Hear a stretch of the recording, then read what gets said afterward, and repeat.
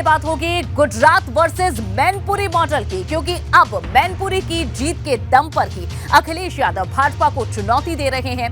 आज अखिलेश सैफई में थे, जहां अखिलेश यादव ने मैनपुरी मॉडल को गुजरात मॉडल से बेहतर बताया। और अब सवाल बड़ा हो गया है, क्या अखिलेश अब आने वाले हर चुनाव में मैनपुरी की तर्ज पर ही से लड़ेंगे?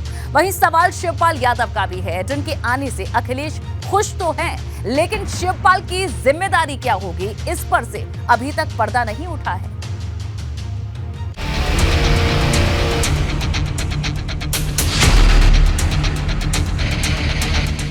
गुजरात वर्सेस मैनपुरी मॉडल 24 से 27 तक संदेश। मैनपुरी मॉडल ने गुजरात को फेल कर दिया। नहीं हुआ चाचा पर ऐलान, अखिलेश साइलेंट प्लान। मैनपुरी की चुनावी जंग जीतने के बाद समाजवादी पार्टी का जोश 7वें आसमान पर है, क्योंकि जिस तरह समाजवादी पार्टी ने एक एक वोट की गोलबंदी की, उसे अब अखिलेश ने मैनपुरी मॉडल नाम दे दिया। और अब इसी मैनपुरी मॉडल के दम पर अखिलेश गुजरात मॉडल को टक्कर दे रहे हैं। मैनपुरी मॉडल ने गुजरात को फेल कर दिया है। ये गुजरात मॉडल के पढ़ने वाले लोग अब मैनपुरी मॉडल पढ़ रहे हैं। वो लोग बीजेपी के न जाने क्या क्या सपने देख रहे थे। सरकार का आतंक और सरकार के आतंक के साथ साथ पुलिस फोर्स का आतंक का वोट ज्यादा नहीं पड़ने पाए, लेकिन वोट तब भी जो हमने और हमारे नेताओं ने जो भी आदेश दिया है, जो आदेश का पालन किया है, उसकी वजह से रिकॉर्ड जीत कर आई है।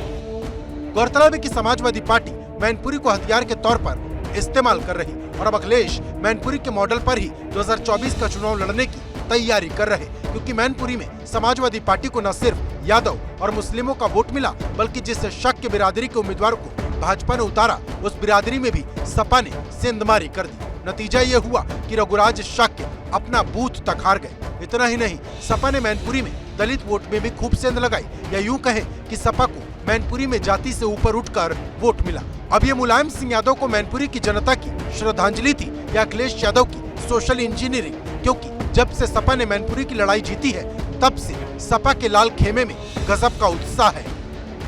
अखिलेश यादव ने कहा कि मैनपुरी की जीत ने समाजवादियों को एक नई ऊर्जा दी है, और जिस तरह से कहीं ना कहीं भारतीय जनता पार्टी के जो तमाम कार्यकर्ता फुटबॉल बन गए, ये बता रही है कि मैनपुरी और जसवंत नगर की जनता स्प्रिंग की तरह है, जितना दबाओगे वो उतने ही उछाल देंगे। कहीं ना कहीं ये स्पष्ट हो गया है कि 2024 का चुनाव Gujarat model versus Mainpuri model होने वाला है। अखिलेश यादव ये सब सैफई के उस मंच से बोल रहे थे जहां उनके साथ शिवपाल यादव भी मौजूद थे, जहां अखिलेश ने अपने चाचा की जमकर तारीफ की। 2024 से 2027 तक का संदेश भी दे दिया, लेकिन चाचा की पार्टी में जिम्मेदारी क्या होगी, इस पर एक शब्द नहीं कहा।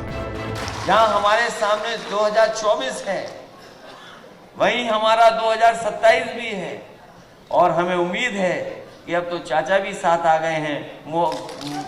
मैनपुरी मॉडल भी तैयार हो गया है। न केवल हम लोग 24 जीतेंगे, बल्कि 27 में भी इतिहास बनाने का काम करने जा रहे हैं।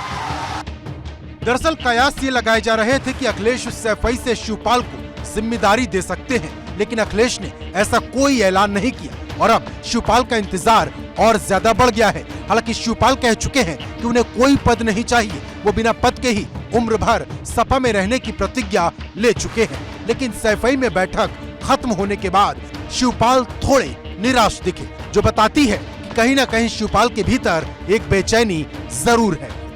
अब आजीवन हम इसी पार्टी में रहेंगे, पद मिलेगा तो, नहीं मिलेगा तो फाइनल है। यह हमारी पार्टी है, हमारे पास सभी पद रहे हैं, हम सभी पदों पर रह चुके हैं। अखिलेश यादव ने जैसे ही भाषण अपना पूरा किया, चाचा शिवपाल सिंह यादव एक मायूस चेहरे के साथ आगे बढ़ लिए। लेकिन आज भी वही हुआ जो इससे पहले कई मौक़ों पर होता आया है। अखिलेश यादव ने चाचा शिवपाल सिंह को जो जिम्मेदारी दी जानी है, उसको लेकर कोई ऐलान नहीं किया। समाजवादी पार्टी में शिवपाल का भविष्य क्या होगा, भले ही अखिलेश ने इसका ऐलान न किया हो, लेकिन समाजवादी पार्टी आने वाले दिनों में क्या रणनीति बनाएगी, इसका ऐलान अखिलेश यादव ने जरूर कर दिया है। समाजवादी पार्टी लगातार इनको सावधान भी करेगी और जनता को बताएगी भी, और जहां जरूरत पड़ेगी आंदोलन की तो आंदोलन भी होगा, और जरूरत पड़ेगी तो जेल भरो आंदोलन भी बहुत जल्दी शुरू होगा। गौरतलब है कि जिस तरह से समाजवादी पार्टी के विधायकों पर मुकदमे दर्ज हो रहे हैं और जिस तरह से सपा के नेता जेल जा रहे हैं, इसी को लेकर समाजवादी पार्टी आने वाले वक्त में एक बड़ा आंदोलन करने की तैयारी कर रही है। इससे न सिर्फ उन नेताओं का हौसला अफजाई होगा जो इस वक्त जेल में हैं, बल्कि इस आंदोलन के दम पर अखिलेश यादव 2024 की पिच भी तैयार करेंगे, क्योंकि वो लगातार तीसरे मोर्चे को एक मंच पर लाने की तैयारी कर रहे हैं। अब अखिलेश की ये तैयारी कितनी कारगर होती है और इसका जमीन पर कितना असर होता है, इसका बहुत कुछ इस आंदोलन पर ही टिका है। Bureau report, ABP Ganga.